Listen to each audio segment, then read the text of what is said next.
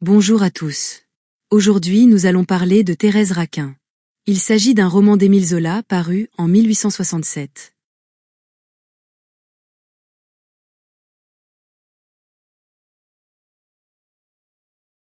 Au passage du Pont-Neuf, il y avait des magasins lugubres dont la mercerie de Thérèse Raquin. Dans cette boutique se trouvait une jeune femme, une vieille femme, un chat et un homme d'une trentaine d'années. Tous les trois étaient en bas, dans ce qui est la boutique. À l'étage se trouve la salle à manger qui fait aussi office de salon, une cuisine et 2 chambres à coucher. Madame Raquin est une ancienne mercière, qui grâce à un capital placé, possède 2000 francs de rente. Elle surprotège Camille, son fils qui a souffert de diverses maladies durant son enfance et adolescence. Au temps du récit, Camille a 20 ans et Thérèse 18. Camille veut être commis chez un marchand de toile. Il y a 16 ans, le capitaine de Gand a apporté à Madame Raquin une fillette qu'elle a appelée Thérèse.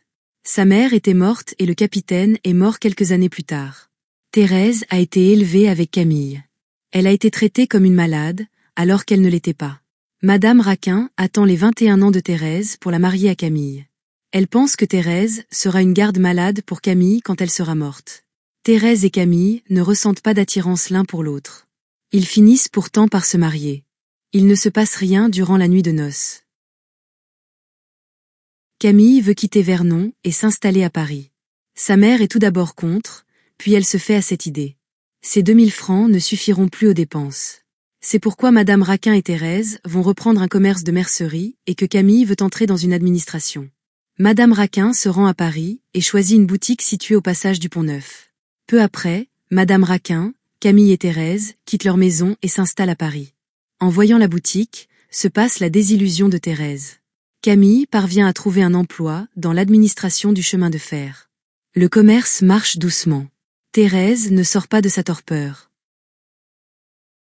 Les jeudis soirs, les Raquin reçoivent le commissaire de police Michaud qui est un vieil ami de Madame Raquin, le fils du commissaire nommé Olivier et sa femme Suzanne Aigrivet qui est un collègue de Camille. Ils se réunissent pour jouer au domino. Thérèse déteste ces réunions durant lesquelles elle s'ennuie et elle trouve les invités grotesques. N'importe quel prétexte est bon pour fuir dans le salon et se trouver le plus longtemps possible à la boutique.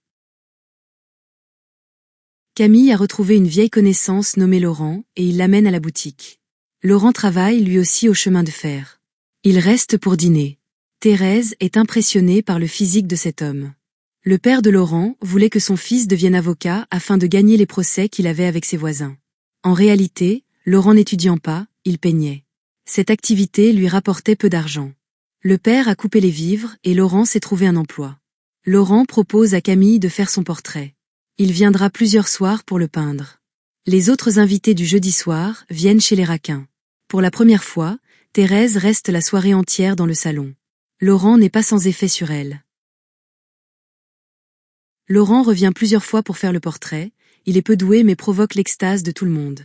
Thérèse regarde Laurent peindre. Il sait qu'il fait de l'effet sur Thérèse. Il pense à devenir son amant, non pas parce qu'il l'aime, mais parce que cela lui reviendra moins cher que des professionnels et parce qu'il a des besoins. Le tableau est fini, Camille ressemble à un noyé. Lorsque Thérèse et Laurent se retrouvent seuls, Laurent fait les premières démarches. Laurent prend l'habitude de quitter son travail plus tôt. Thérèse et Laurent continuent leur rencontre. Elles se font dans la chambre du couple, Thérèse ne pouvant pas sortir. Pour la première fois, il trouve Thérèse belle. La sensualité de Thérèse se réveille. Tous deux passent des moments ardents.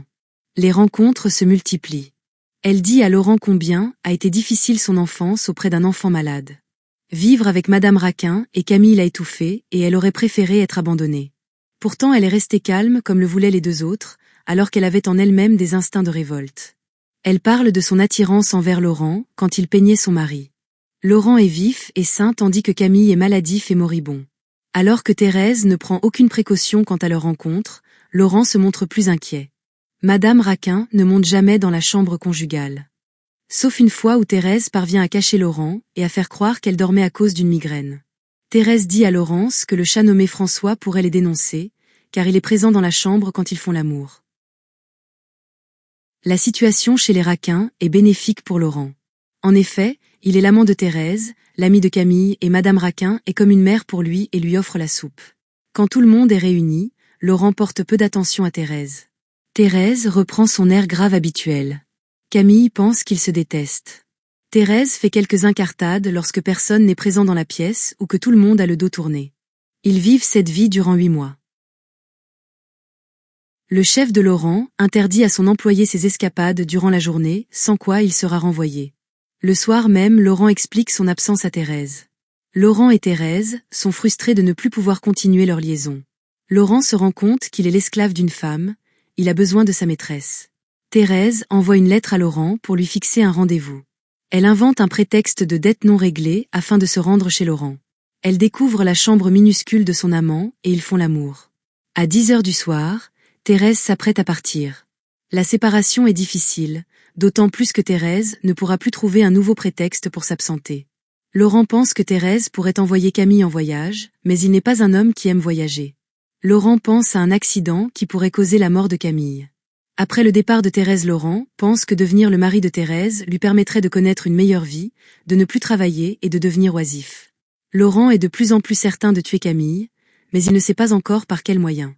Thérèse rentre chez elle et trouve un prétexte à sa longue absence. Laurent retourne à la boutique. Lui et Thérèse font comme si de rien n'était. Un jeudi soir, Michaud lance une conversation sur le fait que des assassins échappent à la police. Grivet et Camille pensent que cela n'est pas possible. Les dimanches, quelquefois, Camille force Thérèse à se promener avec lui à Paris, à Saint-Ouen ou à Asnières. Ces sorties ne plaisent pas à Thérèse. Ils finissent par joindre Laurent à leur promenade. Un jour, ils se rendent tous les trois à Saint-Ouen. Alors que Camille s'endort sur le sol, Laurent veut lui écraser la tête avec son pied. Cependant il ne le fait pas, car il veut rester libre après son meurtre. Laurent réveille Camille. Ils se promènent puis vont au restaurant. Laurent décide d'aller faire une promenade sur l'eau, tandis que l'on prépare les repas. Il loue un canot, Laurent projette de faire tomber Camille à l'eau. Thérèse hésite à aller sur le canot, mais une remarque de son mari la pousse à y aller. Il s'éloigne de la rive. À un moment, Laurent prend Camille par le cou. Camille parvient à mordre le cou de Laurent. Laurent jette son adversaire à l'eau. Laurent fait exprès de tomber à l'eau avec Thérèse et appelle au secours. Des canotiers arrivent et sauvent Laurent et Thérèse. Laurent fait semblant d'être touché par la disparition de son ami. Certains canotiers sont témoins de l'accident.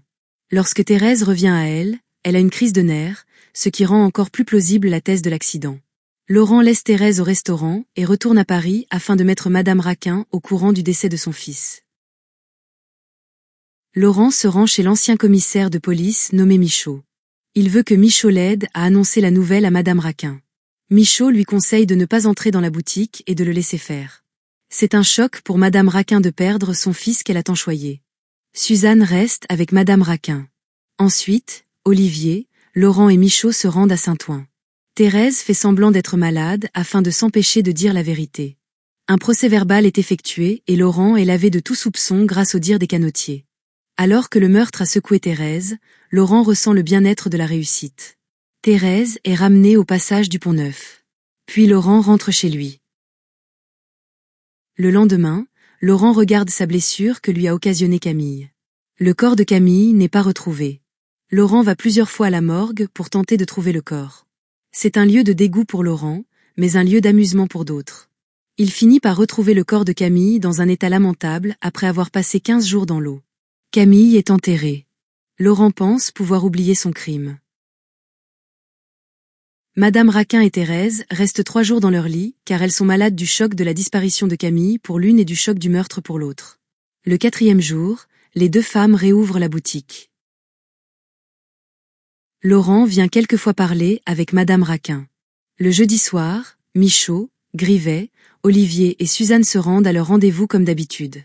Laurent est présent. Voyant la place de son fils vide, Madame Raquin a une crise de larmes.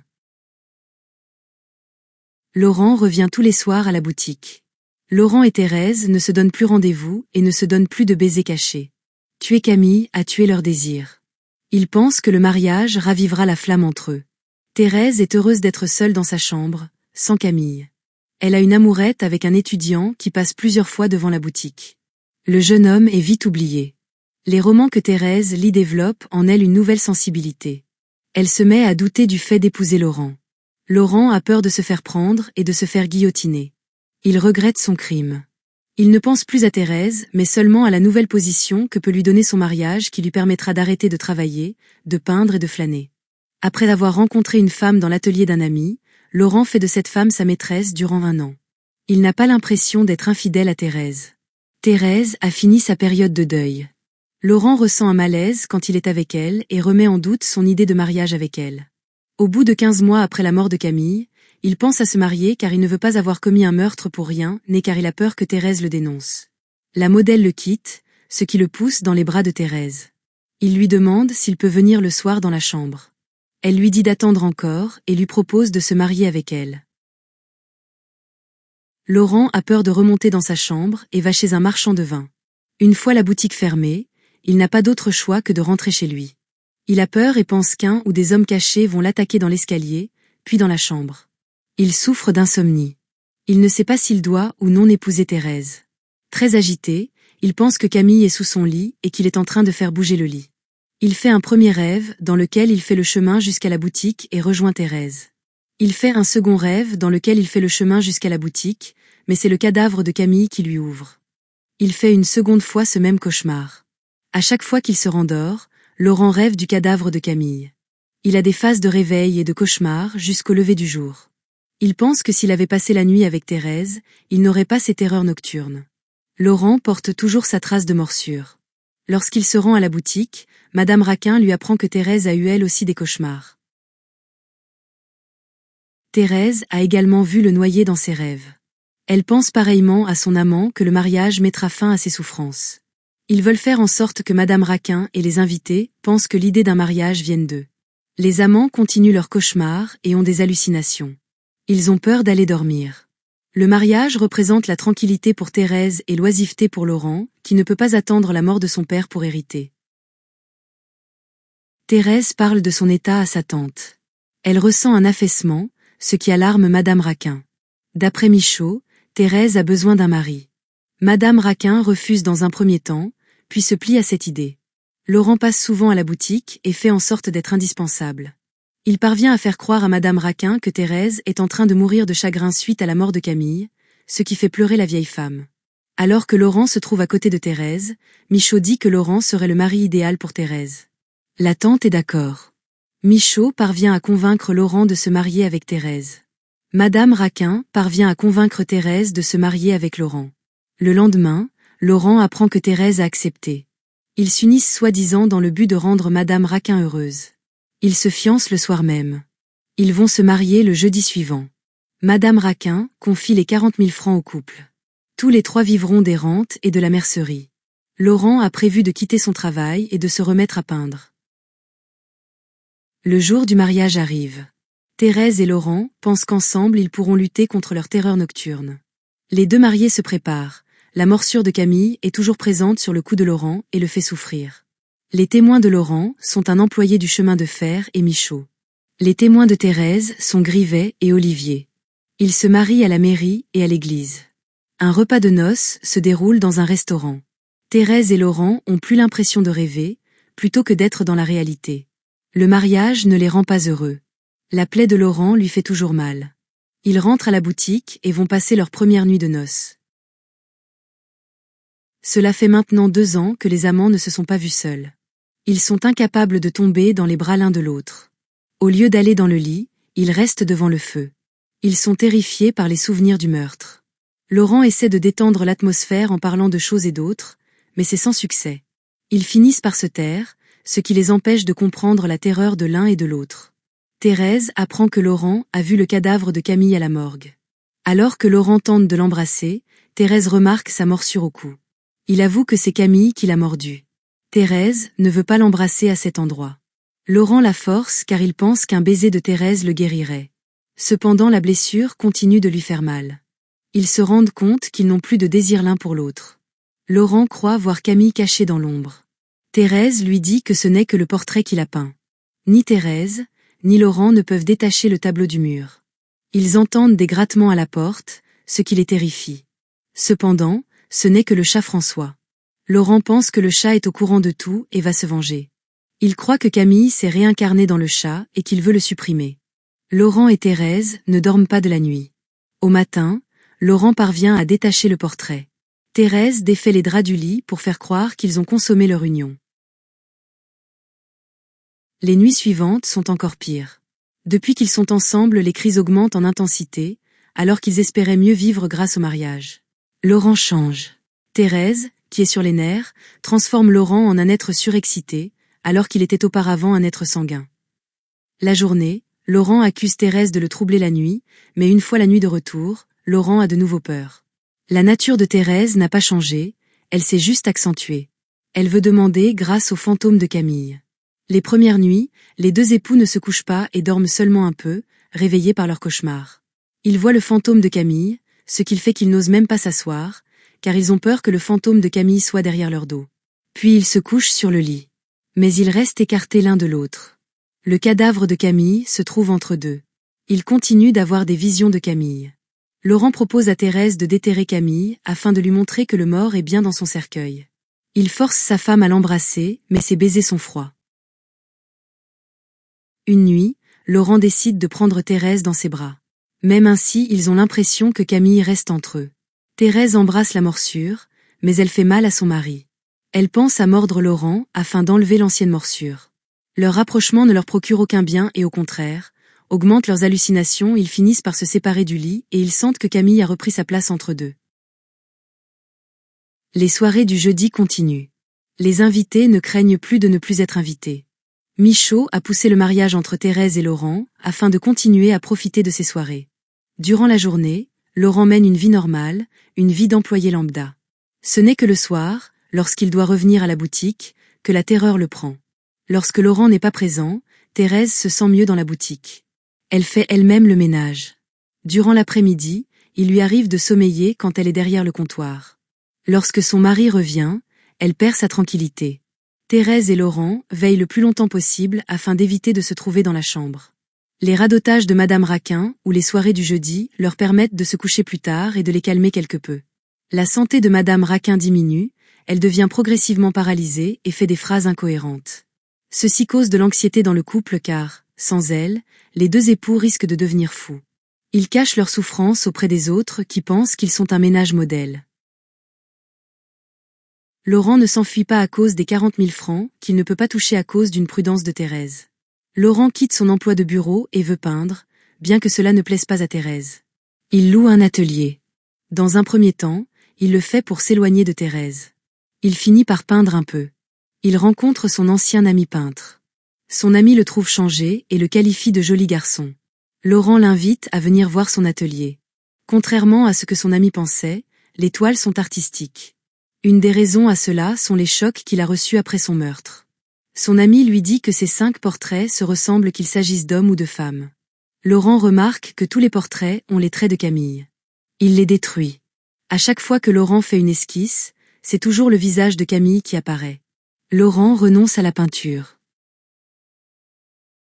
Madame Raquin devient complètement paralysée et muette. Thérèse et Laurent se retrouvent seuls en tête à tête. Ils n'ont plus le discours de Madame Raquin pour les protéger de la peur. Laurent s'occupe de déplacer le corps de Madame Raquin et Thérèse du reste. Lors des réceptions du jeudi soir, Michaud et Grivet parlent à Madame Raquin comme si rien n'était arrivé. Grivet, qui croit lire dans les yeux de Madame Raquin ses désirs, se trompe toujours. En réalité, Madame Raquin n'est pas malheureuse de son état, mais est heureuse des soins qu'on lui apporte. Toutes ces expressions passent par le regard. En voyant et en entendant Thérèse et Laurent, elle comprend que Laurent a tué son fils. C'est un choc pour elle qui ne peut plus ni crier, ni se déplacer. Elle perd son innocence et voit le monde tel qu'il est. Elle ne peut que pleurer. Elle est contrainte de subir les étreintes de Laurent qui la transportent jusqu'à sa chambre. Thérèse ne veut pas que Madame Raquin assiste aux soirées du jeudi, car elle pense que la vieille femme peut parvenir à se faire comprendre. Selon Laurent, ce n'est pas possible. Le jeudi soir, Madame Raquin assiste à la réunion. Elle compte dénoncer les coupables. Elle réussit, grâce à des efforts suprêmes, à mettre la main sur la table et à faire du bruit. Elle écrit des mots avec ses doigts, Thérèse et Laurent ont. Mais la paralysie la reprend avant d'avoir pu terminer la phrase. Les invités pensent que Madame Raquin voulait écrire la phrase « Thérèse et Laurent ont bien soin de moi ». 2 mois après le mariage, Thérèse et Laurent ne se supportent plus l'un l'autre. Ils pensent que leur mal continuera jusqu'à leur mort. Ils s'accusent l'un l'autre et se querellent. Leur dispute les fatigue, ce qui leur permet de dormir un peu. Madame Raquin assiste aux disputes et en apprend plus sur l'histoire. Madame Raquin pleure, mais Laurent refuse de la bouger. Le corps de Madame Raquin leur sert à se protéger entre eux et de Camille. Selon Thérèse, seul Laurent est l'assassin. Selon Laurent, ils sont tous les deux des assassins. Il fait porter le meurtre sur les épaules de Thérèse. Thérèse change. Elle ne se roidit plus, mais tente en pleurant le mort de trouver un soulagement. Ainsi, elle pense que le spectre de Camille va la laisser en paix. Elle exprime des remords face à Madame Raquin et ce, plusieurs fois par jour. Madame Raquin devine que les remords de sa nièce ne sont pas véritables et cela la fait souffrir. Un jour, Thérèse croit voir dans les yeux de Madame Raquin un pardon. Thérèse se sent soulagée et embrasse la vieille femme. Madame Raquin est obligée de subir ce baiser. Chaque jour Thérèse l'embrasse, ce qui dégoûte Madame Raquin. Cette attitude de prosternation ne plaît pas à Laurent. Thérèse reconnaît sa part de responsabilité dans le meurtre. Elle pousse Laurent à se repentir pour obtenir quelque soulagement, mais Laurent refuse. Laurent remarque qu'ils ne prennent pas le même chemin. Grâce à ses pleurs, Thérèse peut ne plus souffrir. Laurent sera alors le seul à souffrir. Laurent essaie d'énerver Thérèse, mais c'est sans succès. Thérèse ne pense que du bien de Camille, alors qu'elle en disait du mal avant le meurtre. Elle dit préférer Camille à Laurent. Laurent bat sa femme, à la grande joie de Madame Raquin. Thérèse dort mieux après les coups. Laurent souffre lorsque Thérèse fait l'apologie de Camille. Le cadavre devient omniprésent. Pour ne plus souffrir au milieu des assassins de son fils, Madame Raquin décide de mourir de faim. Thérèse la force à manger. Laurent est d'avis contraire. Madame Raquin pense rester en vie jusqu'au dénouement de cette affaire afin de dire à son fils s'il est vengé ou non. Elle pense que le dénouement sera pour bientôt, car la situation à la maison devient de plus en plus insupportable. Thérèse se sent vide lorsqu'elle ne pleure pas auprès de Madame Raquin et que son mari ne la bat pas. Elle fait venir Suzanne au magasin, ce qui la soulage quelque peu. Thérèse perd sa clientèle car elle délaisse le magasin et est abrupte avec les clientes. Pour vivre, il faut attaquer les 40 000 francs. Thérèse pense être enceinte de Laurent. Elle ne veut pas garder l'enfant. Lorsque son mari la bat, elle fait exprès de lui présenter son ventre. Elle fait une fausse couche. Laurent est écœuré parce que toutes les journées se ressemblent et qu'il ressent toujours la même douleur. La paresse dans laquelle il est confiné lui est insupportable, alors que c'était ce qu'il recherchait auparavant. Sa plaie au cou le fait toujours souffrir. Il tente de la couper au rasoir, mais il est trop lâche. Il déteste et a peur du chat de la maison dont les yeux ne le quittent pas. Un soir, il prend le chat et le jette contre la muraille. Le chat, blessé, miaule durant la nuit.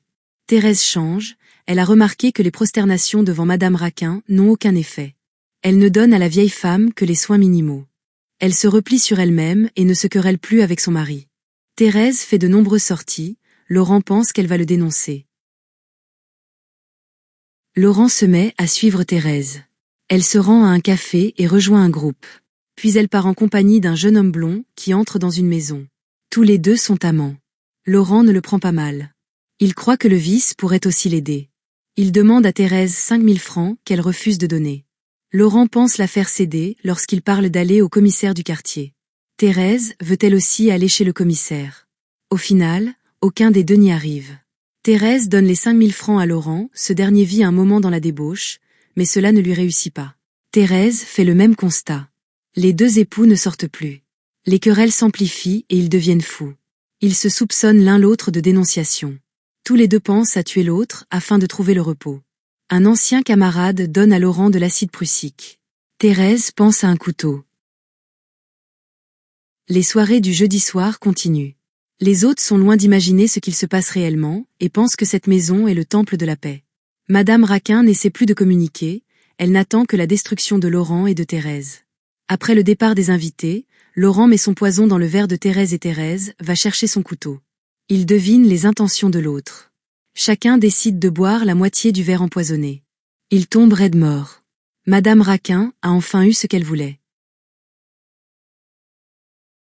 Le titre est juste Thérèse Raquin, ce qui sous-entend que Thérèse est le personnage le plus important de l'histoire. Le titre est composé de son prénom et du nom Raquin qui n'est pas son nom de jeune fille, ni le nom de son second mari, mais le nom de son premier mari. Thérèse appartient au Raquin dès le début et le sera jusqu'à la fin. Le prénom Thérèse n'a pas été choisi par ses parents, mais par Madame Raquin. Thérèse est une héroïne et pourtant elle a commis 2 fautes, l'adultère et le meurtre. Tout le monde est fautif dans ce roman. Madame Raquin l'est car elle a fait marier Camille à Thérèse et car elle a traité en malade Thérèse qui était pourtant en bonne santé. Elle est aussi coupable d'avoir acheté ou loué une boutique au Pont-Neuf car le passage est une rue étroite, mal éclairée et le magasin est minable. La maison a un effet néfaste sur les sentiments. Camille est fautif car il a accepté de se marier à Thérèse et car il a fait avaler les médicaments à Thérèse alors qu'elle n'était pas malade. Les personnages sont égoïstes car ils cherchent à satisfaire leurs désirs, leurs besoins, leurs intérêts sans tenir compte des actes et de leurs conséquences. C'est le cas des 4 personnages principaux. Madame Raquin est égoïste, car elle ne pense qu'au bonheur de son fils. Thérèse est égoïste, car elle cherche son propre bonheur dans les bras de Laurent. Laurent est égoïste, car il veut être riche sans rien faire. Camille est égoïste, car il ne laisse pas Thérèse vivre sa vie. Même les invités sont égoïstes, car ils veulent continuer de rire lors des jeudis soirs. Laurent est fautif. Il y a tout d'abord son adultère, les meurtres de Camille et du chat, ses querelles avec Thérèse et le fait de vouloir une femme, un ami et de l'argent en même temps. Thérèse et Camille sont de nature différente. Thérèse est nerveuse et joue la fille docile. Camille est chétif et malade. Il est niais. Madame Raquin est elle aussi niaise. Laurent est sanguin. Mais au cours de l'histoire, il devient peureux, nerveux et brutal. Thérèse et Camille n'étaient pas faits pour s'entendre en raison de leurs comportements différents. Thérèse est une femme qui est cloîtrée dans son magasin. Les seuls hommes qu'elle fréquente sont ceux des jeudis soirs, mais elle les trouve idiots et c'est une souffrance pour elle d'assister à ces réunions. Les hauts postes sont confiés à des idiots, que ce soit Camille ou Laurent qui est un peintre raté ou que ce soit les 2 invités qui proviennent de la police, mais ne soupçonnent pas le meurtre. Dès qu'elle voit Laurent, Thérèse a le coup de foudre. Elle a trouvé un homme qui lui correspond. Ensemble, ils sont très sensuels, il se dégage d'eux une harmonie. Après le meurtre, cette harmonie sera cassée, une fois l'objectif atteint, on s'en désintéresse. Laurent va fréquenter une autre femme et Thérèse va avoir une amourette avec un étudiant. Ils ne ressentent plus de désir l'un pour l'autre. Ils se marient seulement pour mettre fin à la malédiction faite de cauchemars et d'hallucinations. Malheureusement, ça ne sera pas le cas. Thérèse peut être vue comme une victime. Victime de la mort de sa mère, victime de la mort de son père, victime de Camille et de Madame Raquin, victime de Laurent et victime du spectre. Thérèse n'existe pas vraiment. On ne lui demande pas son avis pour le mariage, ni pour le déménagement, ni pour les soirées des jeudis soirs, ni pour les promenades. C'est elle qui est désignée pour s'occuper de Camille, une fois Madame Raquin morte. Thérèse n'est pas douée pour les relations humaines. Elle fait fuir les clients de la boutique, alors que Madame Raquin les attire. Il y a 3 chemins pour Thérèse. Dans le premier scénario, Thérèse continue sa vie triste et monotone et meurt à petit feu. Dans le second, Thérèse vit pleinement son adultère, se débarrasse de son mari et devient folle et met fin à sa vie.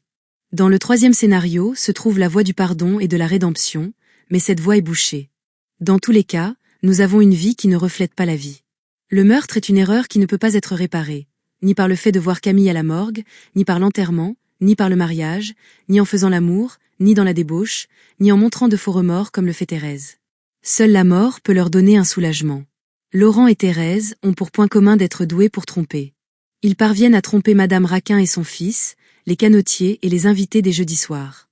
Tout le monde les prend pour un couple parfait, alors qu'ils se querellent sans cesse et que Laurent bat sa femme. Le premier et le second mariage sont différents. Le premier est non voulu par Thérèse et Camille.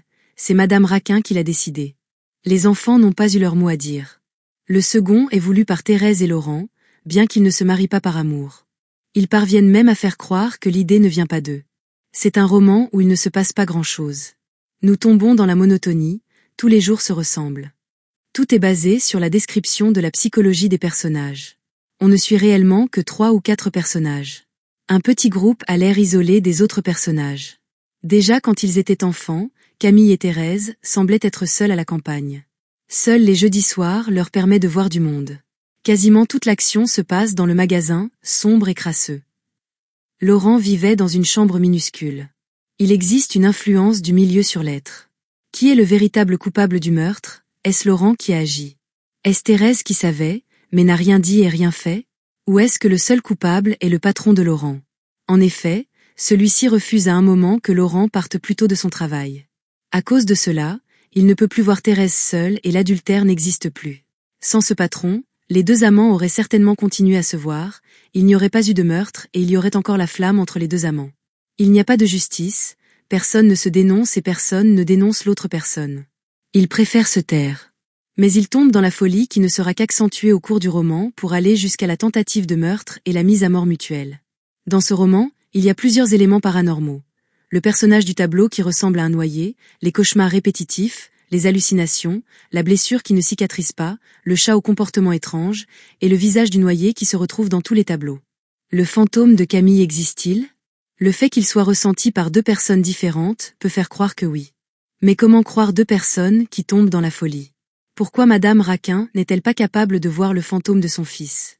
Les deux amants ont peur du fantôme de Camille, de Madame Raquin qui pourrait dire la vérité, du chat qui sait tout, des gendarmes, de Thérèse qui pourrait dire la vérité et de Laurent qui pourrait dire la vérité. Ce qui pousse Thérèse à l'adultère est le désir physique et le désir de se venger de sa vie, prise par Camille et Madame Raquin. Le roman tourne autour de la dégénérescence. En effet, Camille est malade. Madame Raquin devient paralysée, le père de Camille est décédé, le père et la mère de Thérèse sont décédés et le mariage est consanguin. Le mariage avec Camille n'offre pas d'enfant, sans doute car le mariage n'a jamais été consommé. Il se peut que ce soit la présence de Madame Raquin qui rend Camille malade. Nous avons un carré avec deux liaisons fortes, la liaison Camille, Madame Raquin et la liaison Thérèse-Laurent. Madame Raquin et Camille forment comme on dirait un couple. Camille est l'inverse de Laurent. L'un est malade, l'autre jamais malade. L'un est chétif, l'autre est costaud, il a de grosses mains, et un coup de taureau. L'un a de bonnes relations avec sa mère, tandis que l'autre a de mauvaises relations avec son père. L'un n'est pas sensuel, l'autre l'est. Pour l'un l'art est loin de lui, tandis que l'autre parvient à avoir un talent artistique. L'un est égoïste et l'autre voudrait avoir une vie facile avec de la paresse et de la cupidité. L'un n'est pas un meurtrier, l'autre oui. Le seul point commun entre ces deux hommes est qu'ils sont tous les deux des ratés. Cependant, on passe d'un Camille qui existe à peine à un Camille qui terrifie deux adultes. Laurent est un peintre minable, mais personne ne s'en aperçoit. Thérèse est subjuguée par Laurent. Camille et Madame Raquin sont admiratifs du tableau, ce qui montre bien qu'ils ne sont pas habitués à l'art. Seul l'ami de Laurent, le peintre, c'est que Laurent n'est capable que de faire des croûtes. Seule sa détresse psychologique fait de Laurent un artiste. Les opposés sont présents. Nous avons la vie versus la maladie. Nous avons la vie de Thérèse versus la vie de ses parents. Son père était militaire et sa mère était une chef africaine. Laurent a aussi été empêché de vivre sa vie. Son père voulait que Laurent devienne avocat pour gagner ses procès plus tard. Il y a quelques années, en face de cette marchande, se trouvait une boutique dont les boiseries d'un verre-bouteille suaient l'humidité par toutes leurs fentes. L'enseigne, faite d'une planche étroite et longue, portait, en lettres noires, le mot « mercerie », et sur une des vitres de la porte était écrit un nom de femme, Thérèse Raquin, en caractères rouges. À droite et à gauche s'enfonçaient des vitrines profondes, tapissées de papier bleu.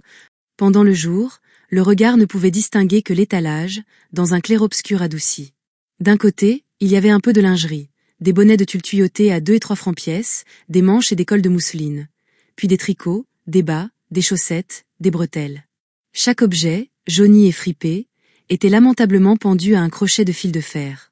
La vitrine, de haut en bas, se trouvait ainsi emplie de loques blanchâtres qui prenaient un aspect lugubre dans l'obscurité transparente.